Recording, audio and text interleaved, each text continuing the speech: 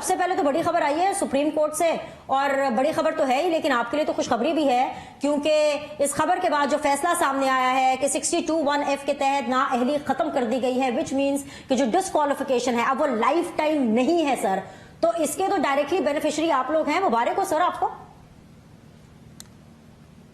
وعلیکم السلام۔ میں اس پہ پیشتر بھی کہہ چکا ہوں جب سے چیف جسٹس صاحب تبدیل ہوئے ہیں، تو میرا یہ ماننا تھا کہ اب شاید اس ادارے کی شاخ بحال ہوگی، انصاف ہوتا ہوا نظر آئے گا۔ ایک چیز جب آپ کے آئین میں نہیں ہے، آپ کے قانون میں نہیں ہے، جب آپ اس پہ اس قسم کے فیصلے دیں گے تو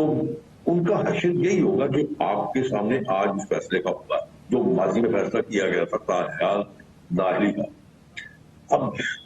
اب ہمیں آئندہ کے لیے ایک سبق سیکھنا چاہیے کہ کس طرح آپ عدالتوں کی تبدیلی کرتے ہیں اور کس طرح آپ عدالتوں کو بحال کرتے ہیں۔ اب دیکھیں نا، ان فیصلوں سے بے شک چاہے کہ وہ خلاف بھی فیصلہ ہو، لیکن اگر آپ کے وہ فیصلے کے اندر آپ کو انصاف ہوتا نظر آئے گا تو میرے خیال میں اگر میں اس فیصلے کے خلاف بات کروں گا تو لوگ مجھے برا کہیں گے، کیونکہ ان کو سمجھ آئے گی کہ فیصلہ ٹھیک ہے۔ مزاج ہے نا، یہاں پہ ایک مزاج ایسا بھی ہے کہ کسی کو اپنے خلاف کوئی فیصلہ پسند نہیں آتا، لیکن میرا خیال ہے کہ انصاف ہو رہا تو وہ پسند کرے نہ کرے، عوام الناس اس کو پسند ضرور کرتی ہے۔ اور میری دعا ہے کہ اللہ تعالیٰ اس ادارے کو، جو کہ پاکستان کی شان ہے، لوگوں کا اعتماد ہے اس کے اوپر،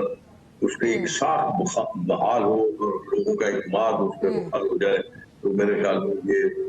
بہت بڑی بات ہوگی، کیونکہ یہ پاکستان کا سب سے بڑا ادارہ ہے اور جس کو دوبارہ سے وہی لوگوں میں عزت تقریب آنی چاہیے۔ چلیے جی، آج تو روہیل اصغر صاحب آپ لوگوں کے لیے مٹھائیاں